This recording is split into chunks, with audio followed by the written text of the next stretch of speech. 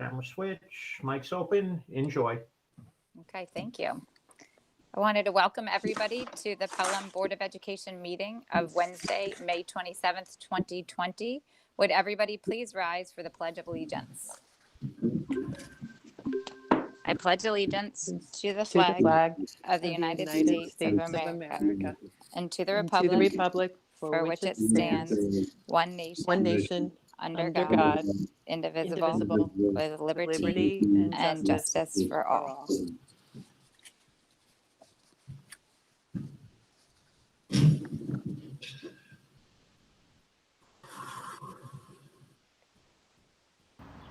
Hi, my name is Conrad Morero, and I go to Prospect Hill School, and I'm in class 4H, and today I'm going to be playing the Star Spangled Banner for you.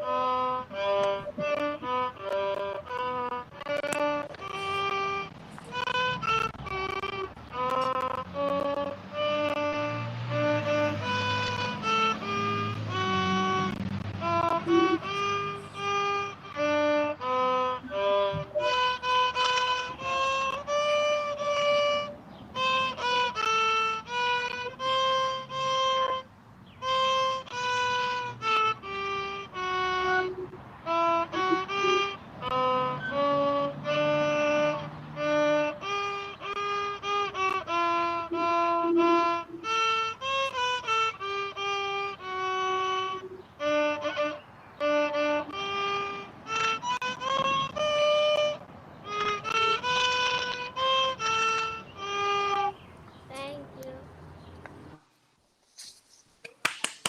Wow, that was great. Awesome. Thank you so much. That was Connor Marrero from Prospect Hill. That was such a special treat. It feels like our work is so disconnected from the students sometimes in this distance learning way and mode of having all of our meetings via Google Meet. So it's so special to have that connection to a student. Yes. Thank you for him taking the time to do that. And I just want to thank you. Mrs. Beam has been working really hard, as all of our music teachers are. And thanks to Connor for sending that special treat to us. It really means a lot, as Ms. DiDomenico said. I think hopefully Connor's watching tonight and got to see that as well.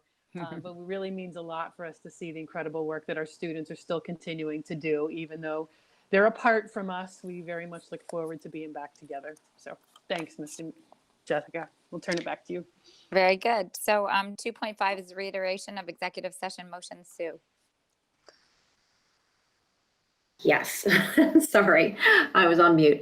The board met in executive session to discuss ongoing matters of litigation and the employment of a particular person. Thank you. I'm going to keep my opening remarks super, super brief because Sue and I had our candidates for him last night, so we got plenty of time to talk. And I also know that we are going to have some comments, two public comment periods tonight, one earlier in the meeting with regards to our budget hearing and one at the end of the meeting, as we always do. So I just want to thank the public for their engagement over the last several months and in particular the last few weeks with regards to the budget and our distance learning process.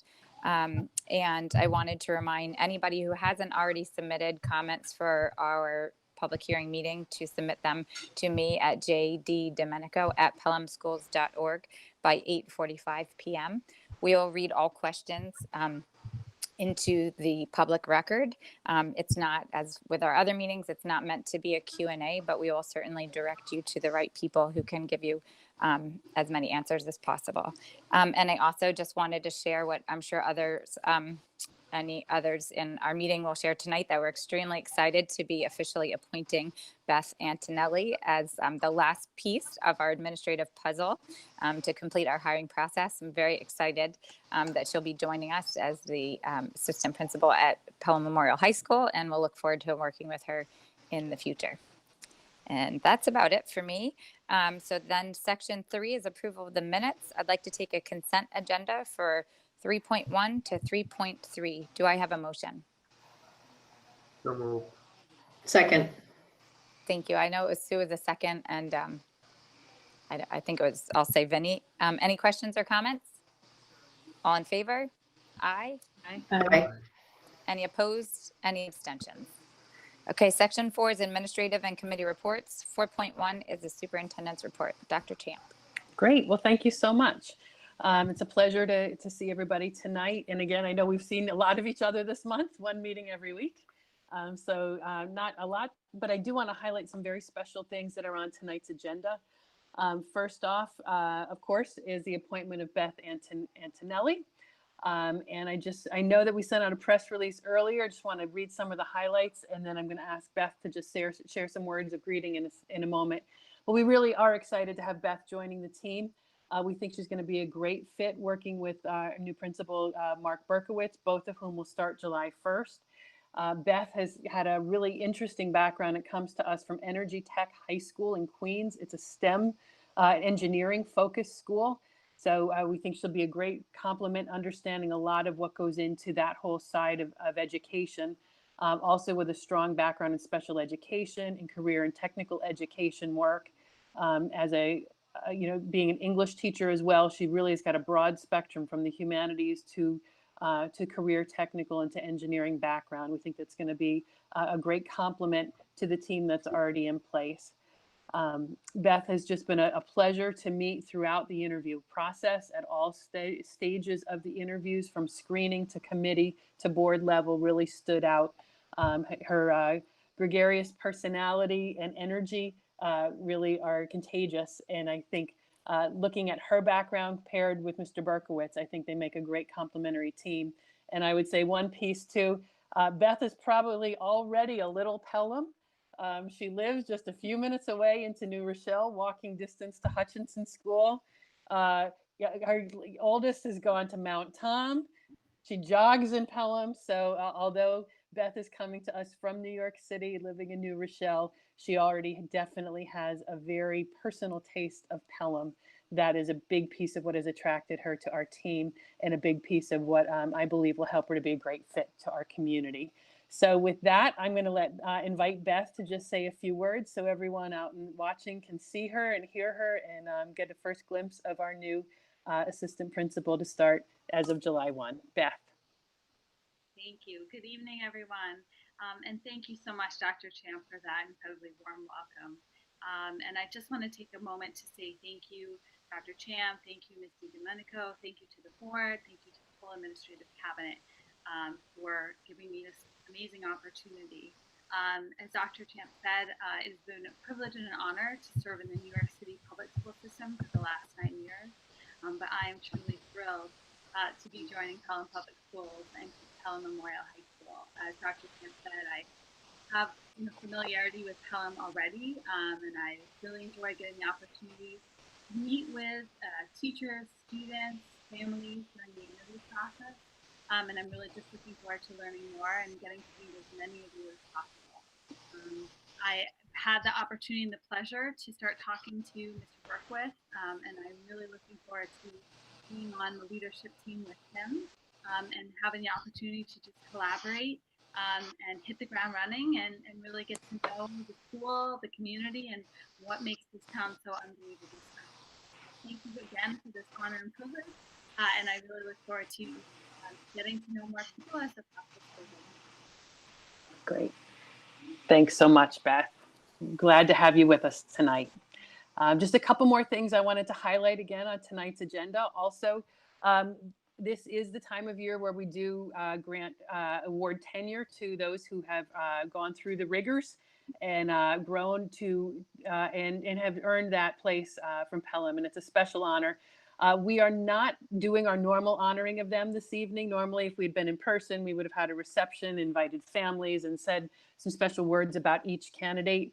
We're not able to do that tonight in person, so we decided we wanted to wait to hold that special honor for them in the fall.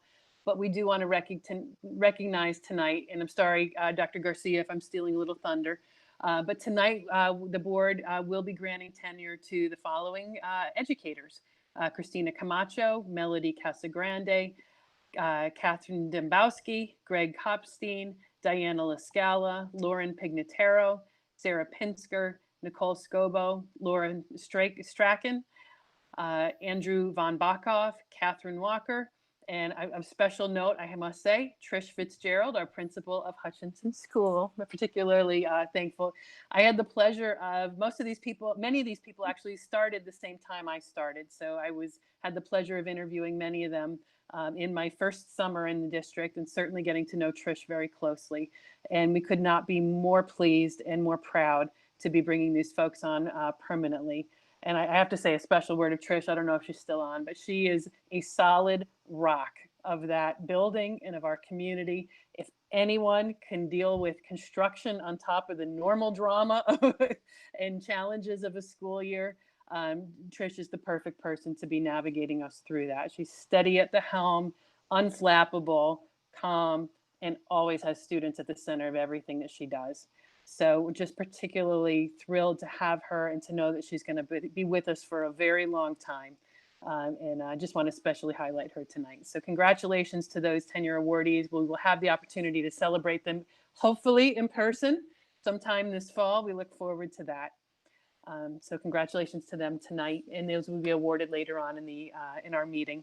And then finally, one more piece of information of note on tonight's agenda. You will see in the business section, we will be asking the board to approve a revised school calendar for this year. I think everyone's aware, as you know, this whole spring has been quite unusual, and we've been having to follow the governor's guidance in incremental steps. Many things were not clear until they were clear. And so now, as we evaluate the guidance, we evaluate the different constraints that are, on us as a district. We, like other districts, have taken a look at the whole picture, and what we've determined is the last day for live instruction will be, this is what was being recommended to the board tonight, will be June 17th. It's important to note that with that, we all know that this year has been unusual. The summer is not going to be typical, and we know that the fall is probably not going to look like it normally would. So our curriculum team is in the process of finishing up curriculum materials to get through the 17th, but at the elementary level, they're even going further. They'll be putting together materials to be available in teachers' Google Classrooms that will last throughout the month of June. So for those parents and children who want to continue with those studies, we will make those resources available through June. Additionally, the team is working to put together resources that can be available at all grade levels through the summer. Because again, we know that summer camps may not be what they would be, and many people are certainly concerned that their children continue to progress and make up any gains that they feel they have lost through distance learning. So we're going to make resources available on the website and in Google Classroom through the summer.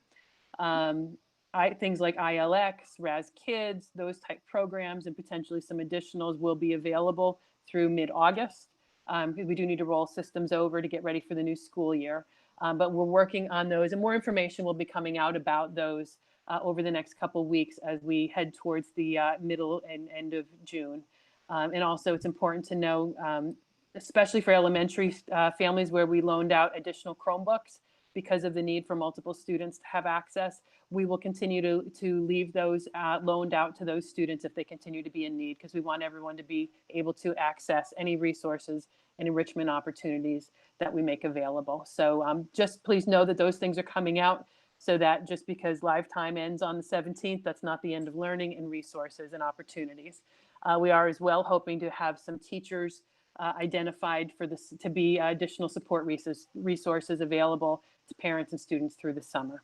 So more will come as those plans are finalized, as well as certainly I would love everyone to know that we are already having conversations at the cabinet level about plans for the fall.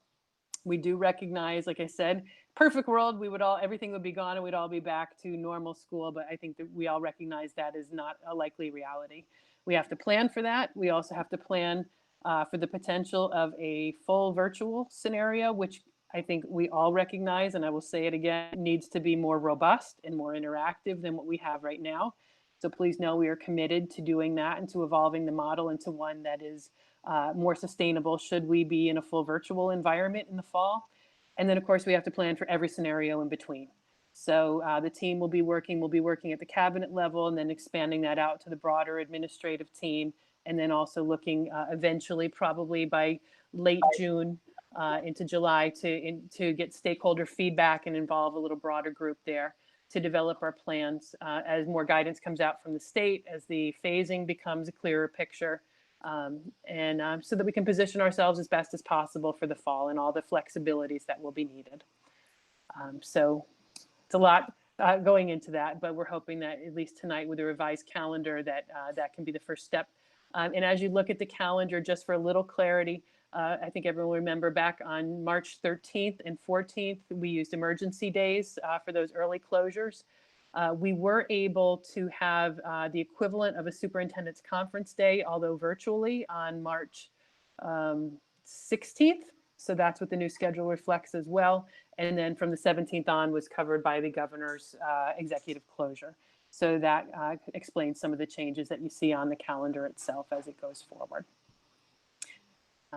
So that ends my report at this point. Certainly happy to take questions on that now or later if needed. Thank you. Great, thank you. It's helpful to know that there will be resources in place throughout the month of June and then also into the summer for parents. And I'll be excited personally to hear about those connections we might have to teachers or administrators in the district during the summer, because I think that will be a comfort to students and to families where needed. Others may be ready to part with everything distance learning related. So, okay, so does anybody have any questions or comments? Okay, so Board of Education Committee reports. I know we had an Advocacy and Community Outreach Committee meeting last week. Before I go into it, do we have any other committee meetings? Since we've been meeting every week, no other committees. Okay, so last Wednesday on the 20th of May, we had a committee meeting for community outreach and advocacy. And basically the whole point of it was to get an update on the advocacy at the federal and state level for more clarity on funding and for more funding, and also just to review the nuances of the budget. So we were ensured that all of our committee members were up to speed on the budget, should questions come their way. And that was pretty much it. So the next is 4.3, Assistant Superintendent's Update on Authentic Learning. Sure. Yes. Good evening. So I know Cheryl mentioned basically I was going to say, but it's fine. I'm happy about that. Sorry, Steve. You can reiterate it again. I'm going to. It's all good stuff. That's fine. I'm going to shovel to the next, like the other half of my job, which deals with personnel and the instructional personnel piece, certified educators. So, as you know, this is a very unusual time to be hiring and recruiting and appointing people. But I really want to say that we're actually at a further spot than we normally are in terms of the recruitment and hiring process. And maybe that has to do with the fact that we just kind of get together on the computer and just interview people. And it's just very fascinating. I think we're actually in a better spot than we were in the past few years. But with that said, we had 9 retirees this year. And I'm happy to say that we filled about half of those positions so far. We have 9 outstanding slots that we are really in the process. It's not the beginning piece of it, but we're really in the process where we have some final interviews coming up this week, and we have some scheduled final interviews as well next week. And as you know, in the agenda, you'll see the resignation of Steve Luciana, who's moving on to become the athletic director in Mayapack. So that is an administrative position which we've already posted, and that we'll be looking for a fine replacement. But I really want to just say that want to give some accolades to the administrative team for really keeping up with the process of interviewing and giving the candidates an opportunity to show their skills and to show their abilities to teach in different ways. We've done that with performance tasks. We've done it with even sometimes they share a video of themselves teaching currently in their distance learning experiences. And to be honest with you, these administrators have not lost a step. And I believe that we are finding some excellent candidates to fill the retirees and also the openings that we do have in the district. So I want to thank the administrators for all their hard work, and for the board for really recognizing that and approving the people that we brought in front of you. One of the appointments that happens tonight is Dr. Lori Tortorella, who is going to be our chemistry/living environment teacher. She interned with us, but she also has a PhD. She just finished her program, so that's why her certification may be listed as pending, because really when you finish a program in the spring, then everything goes to Albany. And one thing that's unique with this time period is Albany is really taking a different look at certifications and trying to expedite those who may not be able to take tests or complete the whole process because of the COVID-19 pandemic. But I also just want to ask Dr. Callahan, I know he's joined with us, just to kind of talk a little bit about Lori and really explain how excited we are because of her background. Yeah, we really are excited to offer Lori this position, and she's been with us and then she moved into the leave replacement position that was available as Laura Badema left on a pregnancy leave. And she, she took over during that leave. At the same time, we had to transition to our virtual learning environment. So anybody who's had experiences with Lori knows that she went from being a regular leave replacement teacher to someone who really drove the curriculum in this distance learning world when March came around, and she prepared all of our kids for the AP Bio exam. That was a totally changed exam this year. So she did a tremendous job. She also helped out in the regular living environment classes. As Steve mentioned, she's in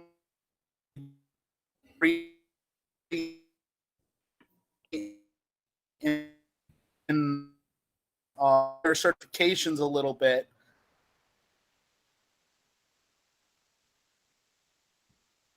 Just finished her program at Mantonville College. Actually, it's probably coming through now as we speak, because it's basically effective upon graduation, and the college is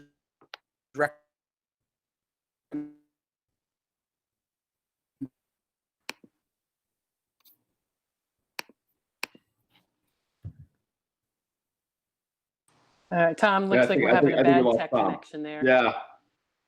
Yeah. I think we got Thanks I think Tom got it. Yeah, you got the gist of it there. Steve, Yeah. if you want I think so, Tom. I apologize. I think your connection's not great, but bottom line is that she definitely Lori's I think going to be an asset to us. But she is like I said, the certifications are coming, but she has more experience actually in bio than her background with a PhD than I think anyone we've had on staff. So again, just want to explain pretty that. Fascinating. Yeah, very fascinating background.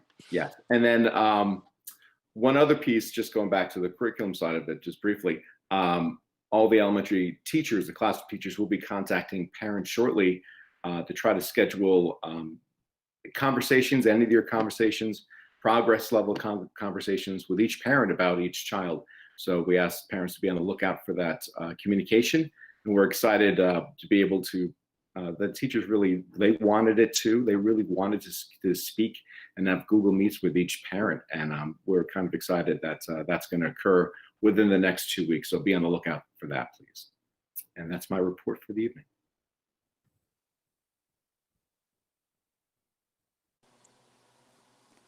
Thank you. I always take some minutes to come off mute. 4.5, Assistant Superintendent's update on finance and facilities. Mr. Ricky. I skipped one actually. I'm sorry. I skipped over Julie. I flipped the page. You want me to wait? Going back. Yep. 4.4, Assistant Superintendent's update on the whole child. Ms. Young. Sorry, Jim. Thank you. Hi, good evening. I don't have too much to report, but I do want to share with you that typically this time of the year in the realm of special education, we'll be kind of winding down on our annual reviews and all of our CSE and 504 meetings because it is towards the end of May. But I think this year we are still going because of the school closure. We were not able to capture and hold the meetings as we had originally planned. And so, we're going to continue to hold our meetings into June, but rest assured, we're going to finish all of our meetings and make sure that everybody has a plan for next year.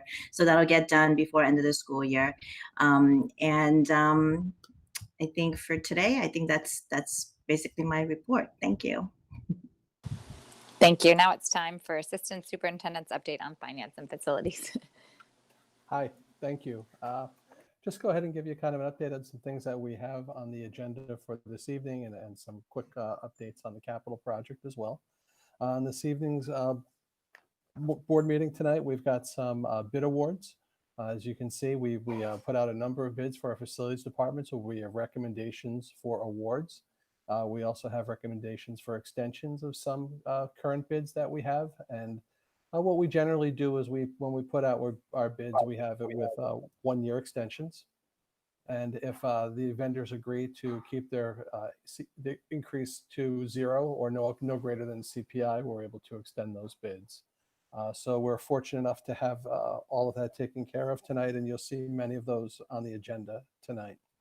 We also have an item on the agenda for an IPA, also called an installment purchase agreement. This is for the purchase of our technology equipment with information and technology for next year. And what we're hearing right now from BOCES is that the lead time for deliveries for Dell computers is early September right now. So we want to really make sure we're queued up to be able to get those orders in, assuming the budget is passed in June. So we're gonna hold on to this. We want to have the paperwork in place so we can execute that order in the June time period as soon as possible. There's also 2 other items on this agenda tonight related to the audit committee. One is our applying agreed upon procedures audit. I think about it like an internal audit. On May 5th, our audit committee met. Don Hoffman, who is a partner of Cullen and Danowski, our internal auditor, presented the internal audit for this year on our purchasing and our staff attendance to the audit committee. With that, the audit committee also listened to the corrective action plan, which the district presented. And in addition to that, Don Hoffman and the group presented the risk assessment for next year on what areas to audit for next year, which were identified as benefits and network information and technology. And there was an update on any open items for prior risk assessment audits. So both of those items are on the agenda tonight. And once they are approved by the board, we have an obligation to report them to the state. This is part of a requirement that we have. And they'll also be posted on the district's webpage. This is all part of, if anybody saw the HBO series Bad Education, this is all part of the items that were placed into effect as a result of what happened in Roslyn many years ago and having the internal audit function. Also on the agenda, we've got a very generous donation of some instruments, a set of bells and a French horn. I think what's happening is what's happening in a lot of homes. People are looking in their attics and in their basements and doing some cleaning out and finding out that they have some really nice things that are really usable, but just not used in their homes. And again, it's a very generous donation from donors that choose to remain anonymous. Regarding capital, we've got some nice work. The weather's been great, and Glover Field just really looks, the whole Glover complex really looks tremendous. We're just about finished on the field portion of the work. We still have some punch list items that need to be fixed. Some areas of the pitcher mound need attention, and the plates and different things that we want to make sure we're at contract specifications. The walking path was the original walking path was taken out and replaced this week because we wanted to make sure the first one didn't meet the specifications, so that was redone. And what you'll also see is we're giving the track some attention at this time. There have been some people working on the track for the last 2 days. They'll be there for the next week or so, really giving the track a real good freshening up facelift. And it's really tremendous what you'll see. It's going to be deep cleaned, relined. And with the new field in place, the track, the other turf fields have been deep cleaned. Really the first time that's been done in a long time. As I understand, a lot of sunflower seeds were taken out of the field. So it really helps prolong the life of our assets. And then we know those fields get quite a bit of work. So it's exciting that we're seeing that work come along. And like Dr. Cham said, it'll be nice once we get school open and people be able to use those fields because it's really, really exciting time. We were also able to get some pictures of a flyover from a drone we'll be sharing that with the board and then the community as well. Just really tremendous look on what the community has supported and what has come out as to be a really terrific project. At the high school, work started on the masonry. So you'll probably see there's a lift that's kind of going around different parts of the building and chipping out different parts of the masonry that need to be addressed as part of the capital improvement. So that's great. They were able to, if there's a positive from the closure of school, for the facilities standpoint, one nice thing is we're able to get to these items while the kids are not in the school, and we get to it a little bit earlier. So we're really trying to take advantage of this time. And we expect the roofer to be starting earlier than expected as well, which is really great. And hopefully, again, we'll be able to get in and get out, and we'll get this work done relatively quickly, which is really great. And as Dr. Champ, I'm sure, mentioned, we've been attending a lot of PTA meetings, talking about the budget, giving presentations, a lot of questions and answers as well. And we're prepping for next year. Facilities wise, again, back to facilities, we're prepping. We've got our custodial staff in. Everybody is working in separate areas. We're maintaining proper social distancing. It's almost like everybody gets their own room to take care of and to clean up. And we're also helping our administrative staff and our teachers and our students close out the school year, because really people never had a chance to close up the school and take care of their personal items, and the students' items. So we're helping folks get their personal effects, locker cleanouts, and things like that. I know a lot of people have been reached out to at the high school level, and we're working on doing that at the middle school level in the very, very near future.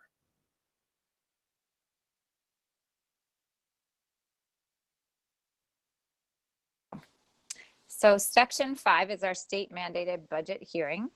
And so first in section 5.1 or item 5.1, I'd like to take a motion to recess the regular meeting and reconvene a budget hearing.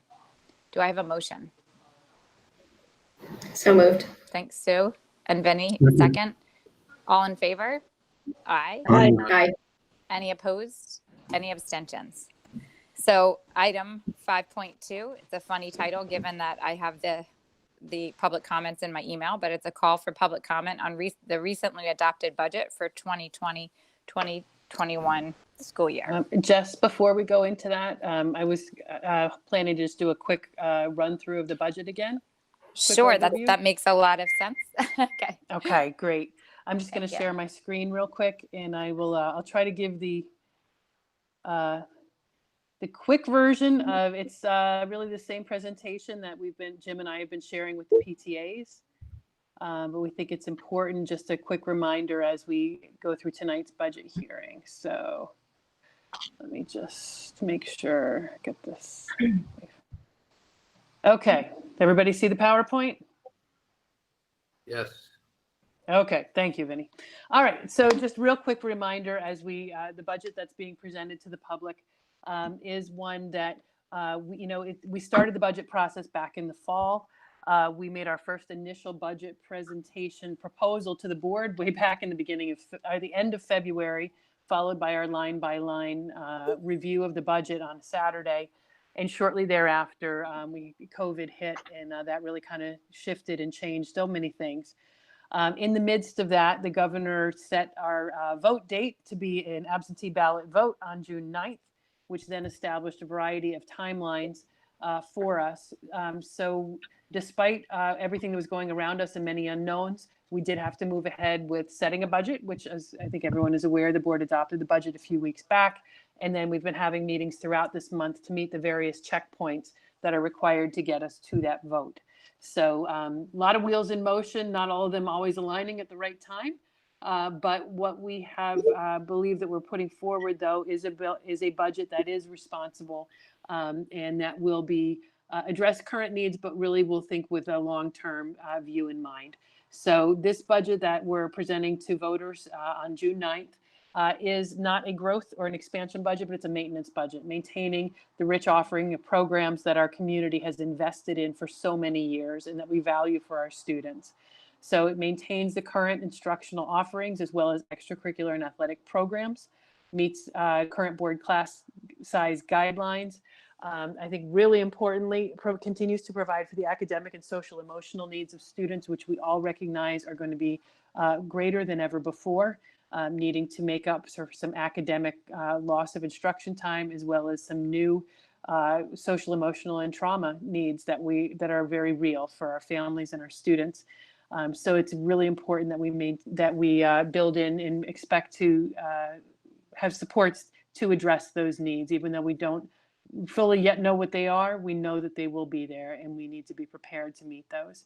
And then within what is proposed, again, within reallocation of vacated positions, we are looking to provide dedicated interventionists at both Siwanoy and Colonial, similar to what we already do at Hutchinson and Prospect Hill. And then also, especially since we know very vividly how we need to function more effectively in a virtual environment, we're looking to repurpose a position to create an elementary technology teacher that will better train our students with the tools and digital literacies and citizenship skills to function effectively, more effectively in a virtual environment, and also to be a resource to our teachers as they continue to work in this environment. Total appropriations are $76,700,000. That's a 2.36 budget to budget increase. The maximum allowable tax levy prior to application of debt service funds is 3.48. And that's different than the initial proposal, because there were changes on the aid side as well as changes in some of our capital exclusions. And looking at that and reviewing this with the board did authorize us to then apply $215,000 of our debt service fund, which is one of our reserves, towards bringing that maximum allowable cap back down to 3.15. So what goes into that 3.15? It's really two components. And I'll start with the second one tonight instead of the first, and that is the capital budget. And I think this is no surprise. Timing is not great, but it's no surprise that part of our tax increase, almost 1% of it, does come from the capital side of the budget. We had a known anticipated drop in building aid. The building aid from the construction of the middle school came to an end. We saw a $500,000 drop in the last budget year. The remaining $500,000 drop in this budget. So that's something that we're no longer receiving aid for, that must be made up. That gap must be filled. And then also there's borrowing related to our current capital projects. So as we had forecasted back in 2018, that we would that we would see a gradual increase in taxes to cover those, the borrows. That is in line with what we were forecasting back in 2018. So just short of 1% of this is due to that. The other 2.2% is really due to more of the operating side. So we go back to last year's levy, take out the exclusions, apply a growth factor, which is given to us by the state, as well as the CPI, calculate those factors in, and that brings us to the 2.2% that comes from that base, the base operating side of the budget. You put those together, you get the 3.15% increase that is being proposed. Just a quick review, how we build the budget really is personnel and staff driven, as that represents about 80% of our budget.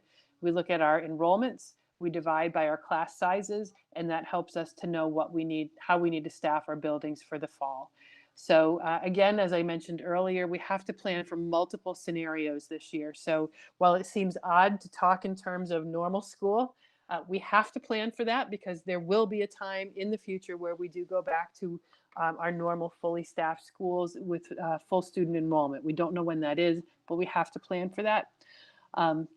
So that our normal process begins with that. At the elementary level, we're currently running 63 sections based on enrollment projected for the fall. We know that we'll be adding a third section of kindergarten at Prospect Hill, so that will bring us to 64 sections across the elementary, maintaining one additional contingency position in the budget, as we may still continue to see enrollments coming in over the summer.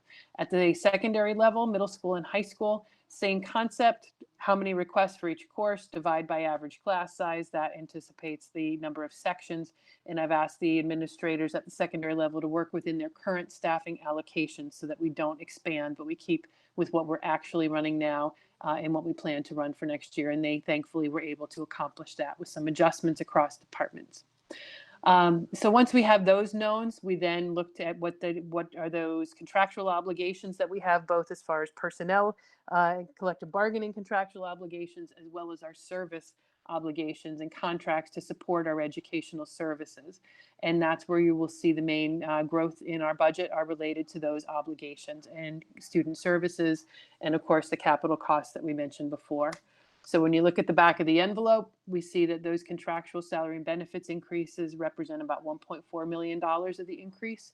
And then the programmatic costs, which are largely related to BOCES, which is a strategic use of a particular provider, because BOCES does provide expense-driven aid in the following year. So anything that we spend in this budget, we anticipate approximately 50% return on those funds as a revenue in the following year through our BOCES aid. So when you take the 1.4, add it to the 3.65, you're just over $1.2 million in increase. Add the drop of $500,000, and that really brings us to the simple math of the overall budget to budget increase of $2.2 million. And as I said, with the 3.48% tax levy increase is the original calculated amount.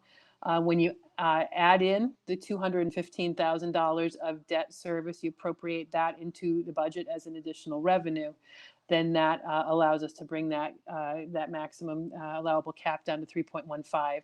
So the tax increase dollar to dollar is in the neighborhood of $2 million to address those contractual and programmatic costs and fill the gap left by building aid. This is it more specifically in detail. Again, about 80% relates to salaries and benefits, and you can see what those costs are across the board. We did benefit this year from the savings. It's a mixed blessing, as we say. We're very sorry to lose the expertise and the incredible talent of the educators that are retiring from our ranks this year. That's 9 teachers and 2 administrators. The benefit comes on the cost side, where those folks are generally replaced with people coming in on a lower point on the salary scale. So that is where we were able to realize a lot of savings there.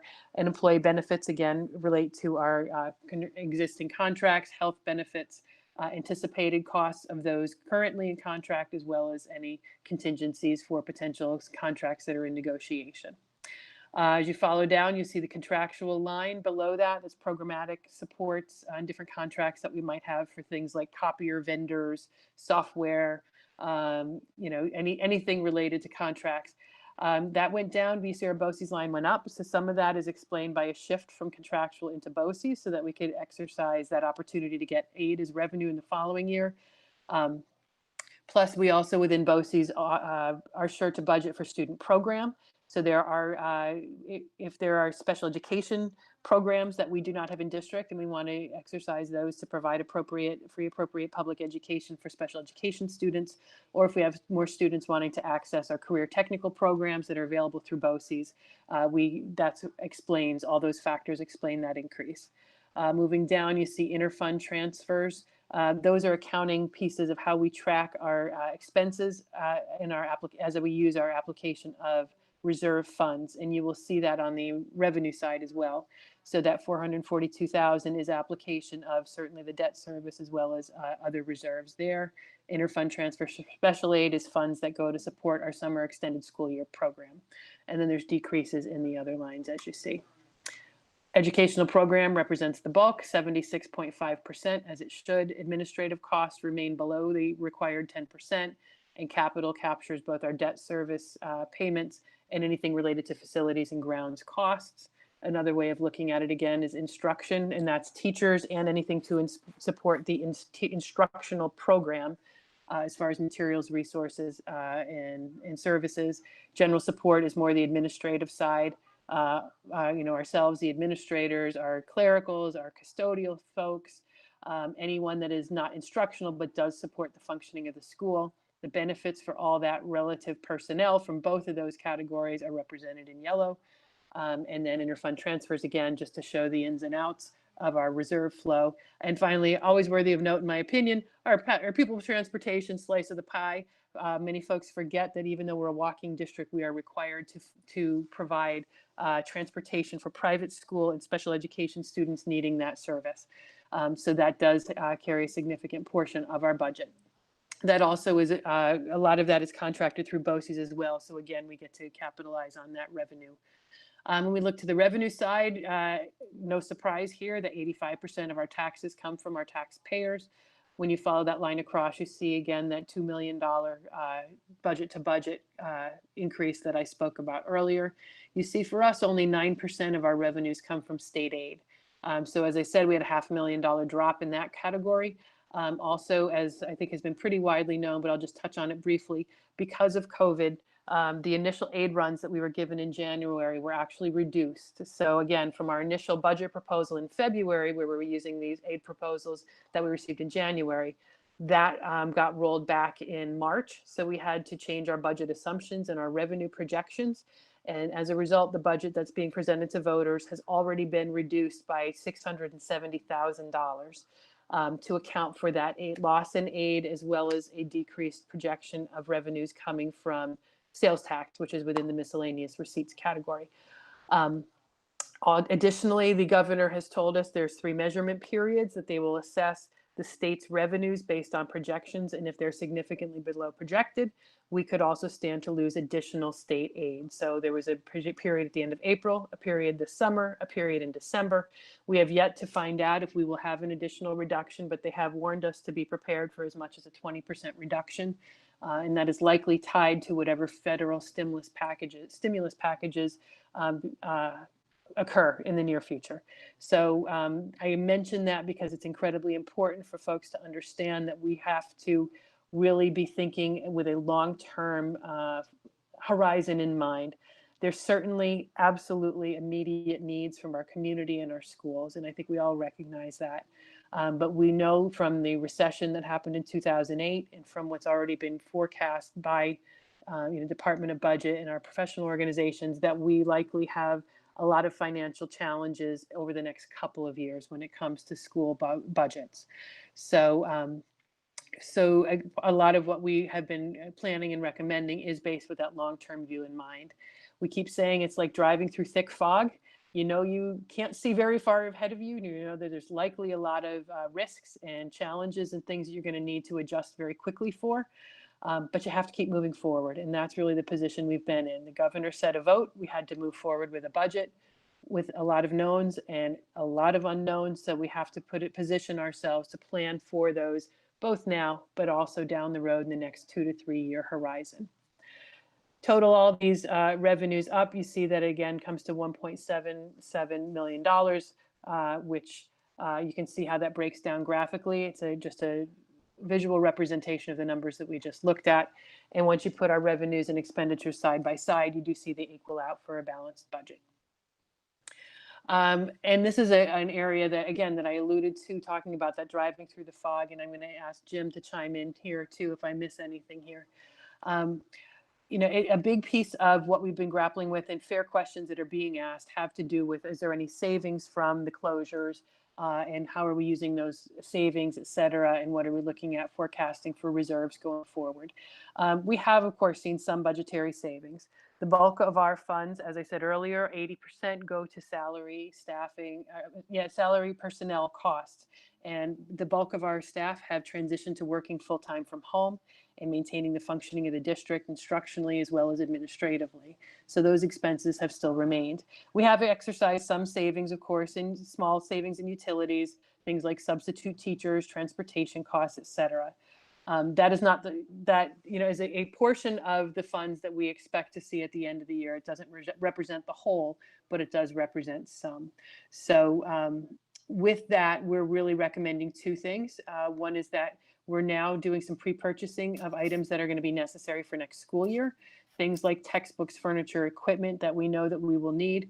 I think it's important to note here too, we're already forecasting potential new needs when you think of things like PPE and plexiglass separators and thermometers and all the things that we really genuinely may need to deal with the effects in the safe return to school. So anything that we can purchase ahead of time, we're trying to do that out of savings for this year so that we're better positioned for next year. And that was actually part of what helped us to reduce the budget when we got the initial aid reduction. Also, any maintenance projects, Jim spoke a lot to that earlier in his report, things like repainting of the track and cleaning of the field. A lot more painting has been going on in district. We're looking to do some of the ceilings and different things that we had planned for the summer and in the new budget. We're able now to capitalize on the fact that our schools are empty and we can get a head start on those projects, both physically, but also from a funding perspective. So it's helped us because it's important that we, even though, you know, finances are difficult, it's important that we continue to attend to the needs of our facilities and continue to protect those assets for the long term. Any other savings, as well as additional savings that may come at normal end of year processes, we are recommending that those be allocated to guard against these pending state aid reductions that I mentioned, potentials for increase in health costs, increase in pension costs that we know are likely to come in the future based on what we've seen in past recessions. And there is a process for that allocation. The board is very aware of this, but for the sake of the public, that is a process that we go through at the end of each year. Each year is different in how the year ends. And those funds generally are reviewed by our audit committee, recommendations made over the summer, and final allocations made generally in August. And Jim, I'm going to turn to you to see if there's anything I missed in that you wanted to highlight while we're on this topic. Well, thank you. And I think you really touched on the high points of it, and that is there are recommendations that happen at year end. But none of those recommendations are final until they work their way through our audit committee and then to the board. Certainly our larger fund balance areas where we talk about our unrestricted fund balance, there's a cap to that, which is 4% of the operating budget. And then we have the other areas which are reserves for pension funds, which it was one area in the last recession where we saw significant increase in our costs. And really the results of having these funds were really primarily related to those increased costs that we saw related to the last recession, and being able to prepare for that and kind of smooth out those increases, because really that funding comes out based on an actuarial analysis, which is done by the pension fund, and then the state, both of the pension funds, and then the state shares that information with the local jurisdictions, the school district. And then that becomes our numbers. Now, it's not something we have a choice to pay or not to pay. So these are certain obligations that can grow significantly and really beyond our control. And like a pension fund is certainly managed. Well, there's a managing board, and again, they're mainly impacted by market occurrences. So we know that there's been significant market occurrences this year, and we could expect that to create some variability in the years coming up. And again, this all goes through the board. Take a step back too. We talked about the state aid. Again, we're waiting on the results of that first measurement period, and we have not yet heard anything. We know the next one will occur at the end of August, and then at the end of the calendar year. Our associations and groups, or the governor, is really saying you can expect reductions, or the reductions up to 20% could happen. And that's certainly something that we're thinking about and we're being mindful about. If we think about how state aid is allocated year in and year out, though, I think something we have to be mindful of is that if there's a 10% increase in state aid, which won't happen, that 10% many times is not allocated equally amongst all school districts. And amongst my organization, my professional organization, there's been some discussion on, well, if there is a rescission, will it be a uniform rescission, or will it happen in a different way? So it could be 22% for somebody, 10% for another school district. And we don't know that right now. This is really the first time something like this has happened, or that we've heard about it. So it's just being prepared for this and being flexible and being able to respond if this were to happen. So different things that are happening, we learn more every day. And that's part of just like what you said, that there's a lot that we don't know about this because the state hasn't provided us with all that information, but it's about being flexible to be able to react and educate our students in our district. Great. Thank you, Jim. Mm-hmm. And then, of course, the final piece is we have our large bond borrowing coming up in the near future. So it's important that we do what's necessary to maintain that AAA rating to help in that regard. Just to wrap up quickly, this is a tax compliant budget. So we do need just a simple majority to pass, 50% plus one. If the budget fails, the board can put the budget back up again. It can go up in the same form. It can go up edited. It can go up any way that the board decides is appropriate. And then if it fails again, then we must go to a contingency budget, which would result in a $2 million budget gap. And the only way to fill that gap is really three strategies: increase revenues, reduce expenditures, or apply additional reserves.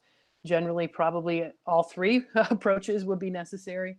But really, in a position like we are in at this point, to close a $2 million gap, we likely would have to take the unfortunate move to look at personnel and program. And as we mentioned at the beginning, our district has invested in a rich array of programs for our students because we believe that that's what we want them to have. We do have programs that are above and beyond that, which is mandated. So if we were to get to that point, then certainly we would have to start to look at those things that are more not mandated courses above and beyond what is required. And those would be some very difficult decisions should we need to go there. So just worth pointing out. So again, just a recap of the budget, those are the same numbers from the beginning. In addition to the budget, you will also see a request for authorization to reallocate funds from the previously approved capital projects. And that really is, for those who remember back in the bond days, we had two propositions. Prop 1 had to do with facilities. Prop 2 had to do with athletic fields. Prop 2 would only pass if Prop 1, if both passed. So both did pass, but it established two separate buckets of money. As we're coming to completion on the Glover Field projects, we're coming in slightly under budget. So we're asking for authorization to reallocate those unused funds towards the facilities projects so that we can provide the greatest flexibility as we work to complete those projects and try to deliver on the promises we made to the community. If that money is not authorized to be transferred, it would could either stay and be used for additional work at Glover, or it could go unborrowed. And then finally, 2 open seats for the Board of Education. They are uncontested. One last reminder, the vote itself is June 9th, but there will not be a polling place or drop boxes. This is an absentee ballot only vote. Ballots must be received, not postmarked, but received by the district clerk by 5 o'clock on June 9th. We are picking mail up right at the post office so that we can get there at the last possible minute so that all votes possible may be counted. So please watch for those. They should have been mailed out today from the printers, but it's going to take a few days for them to get there. So they should be arriving locally in mailboxes probably towards the end of the week. So please watch for those, fill them out completely, and turn them around quickly so they can be received by the clerk by June 9th. And that is the recap of our budget for this evening. So now I'll turn back to Jessica for, I believe, comment period was next. Thank you so much. Of course, that makes total sense to have you give another recap. I think I'm so used to hearing this presentation. I've heard it many times, so I didn't mean to skip through. That's an important point. And another example of how if we were in person, that would have flowed a little bit more naturally. So, okay, so 5.2 is the call for public comment. As I mentioned at the start of the meeting, I'm going to read the questions or comments into the public record. There were 3 community members who emailed me before the meeting. And I thank the public for their engagement in this process. We understand the concerns and we're happy that you're partners in this process with us. Our budget documents are available on the district website, as well as many of the records that some of these questions point to are available through the public side of board docs. And after the meeting, I will be pointing the members of the community who reached out to me towards the appropriate administrator so some of their questions can be answered. So the first one is a question for the board from Donna Gammon. My question has to do with the schedule of reserve funds and its proposed budget increase for the 2020-21 school year. As you know, funding reserves at greater than reasonable levels essentially results in real property tax levies that are higher than necessary because the excessive reserve balances are not being used to fund operations. Prudent budgeting practices require that reserves correspond as close as reasonably possible to a district's anticipated liabilities so that funds are not unnecessarily restricted. Your schedule of reserve funds does not show historical tax certiorari liabilities. Would you include them within your budget, a list of all payments that have been made from this account, or direct us to where we can find the historical data? Going forward, would you provide a list of all historical payments for each reserve type? This would give us a good indicator about the appropriateness of the reserves and the subsequent increases proposed in this as well as future budgets. The next message came from Daniel Bolin at 44 Clifford Avenue. Thank you, Dan, for including your address. I have two comments regarding the school's budget that I would like to include on tonight's hearing. One, given that the majority of the budget increase is driven by increases in salary and benefits, and given the significant economic headwinds most Pelham residents will face in the coming months and years, why has the BOE declined to follow the example of our neighbors in Mount Vernon by freezing or at least curtailing those salary and benefit increases in the near term? Number two, there are some small passive decreases in expenditure included in the new budget, heat, electricity, etc. But have there been any active decreases in response to the current global economic crisis? And third comment comes from Richard Gorski. This is sort of a longer one. First, I'd like to thank the BOE, Dr. Champ, and her team on all of their efforts during this challenging time in the middle of a global pandemic, and for the wealth of budget-related documents that's been shared on the district website. I also appreciate the effort and consideration that's been given to limit the overall level of expense in the current budget proposal. The proposed budget materials provided include a slide labeled Financial Stability Planning for the Future. This slide highlights that the current year budget savings from the building closures will allow the district to pre-purchase items, accelerate some maintenance items, and to reserve now for future uncertainties. Example, potential loss of up to 1.4 million loss of state aid, potential future military retirement contributions, and to maintain its AAA credit ratings. This slide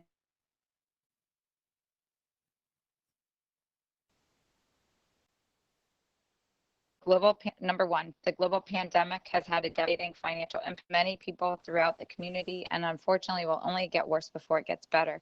Many taxpayers are now struggling to put food on the table and struggling to pay mortgages and utilities, not to mention that they're struggling to save up to be able to pay for their property taxes.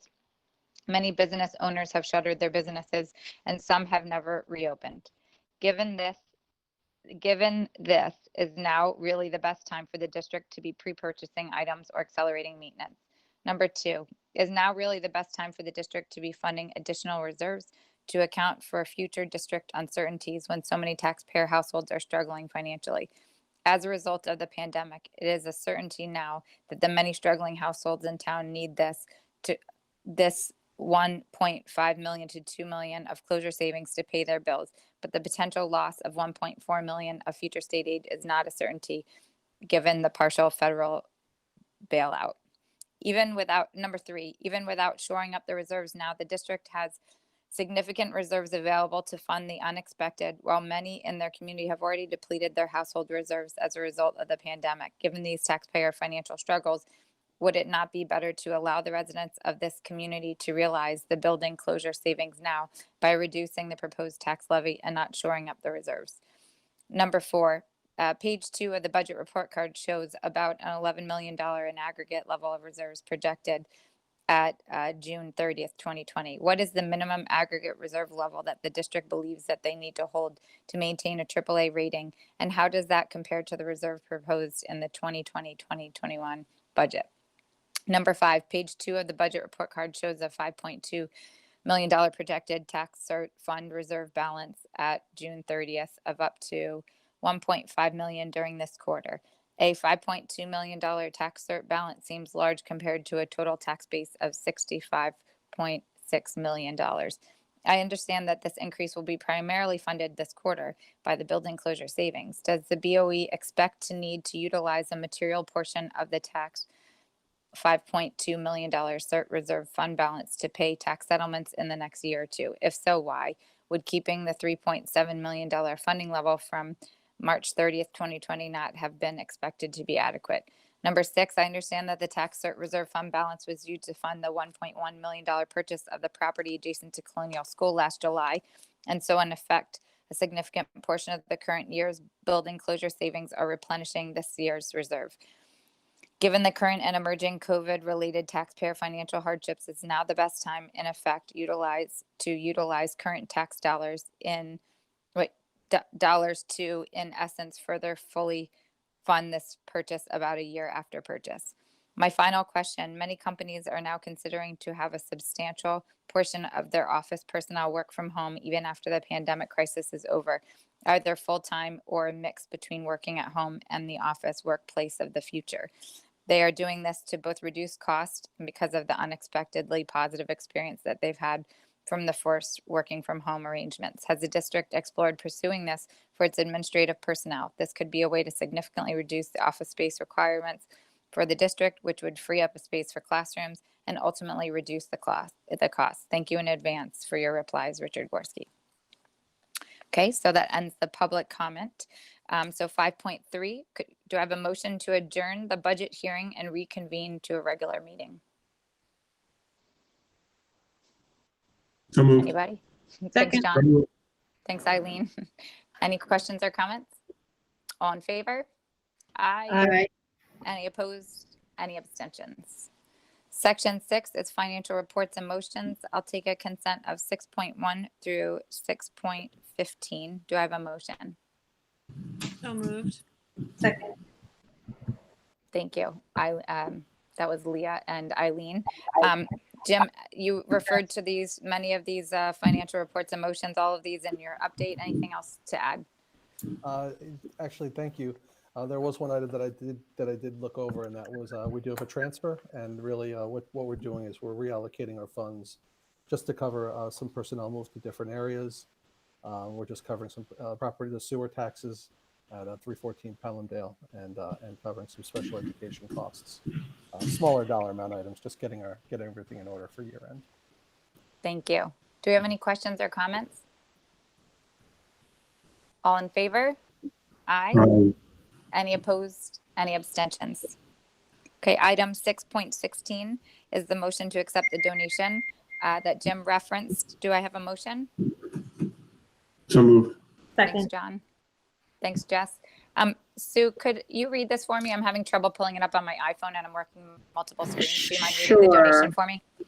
Yep, I got it. Thank you. The Pelham Union Free School District does hereby accept the donation of 2 instruments, a set of mallet percussion bells, and a French horn for use in the district's elementary band programs, and that gratitude be bestowed upon its donors who wish to remain anonymous. Very nice. The donations keep coming in nearly every meeting we've had, even the ones that we had to schedule in addition to the ones that we planned this year. So thank you so much. Any questions or comments? In favor? Aye. Any opposed? Any abstentions? Section 7 is the superintendent's personnel recommendations. I'd like to take a consent of 7.1 and 7.2. Do I have a motion? So moved. Thanks, Eileen and Jess. So this includes the approval of the tenure recommendations that we heard about earlier in the meeting, and the instructional appointments that we also heard about. Anything else that you want to add, Steve?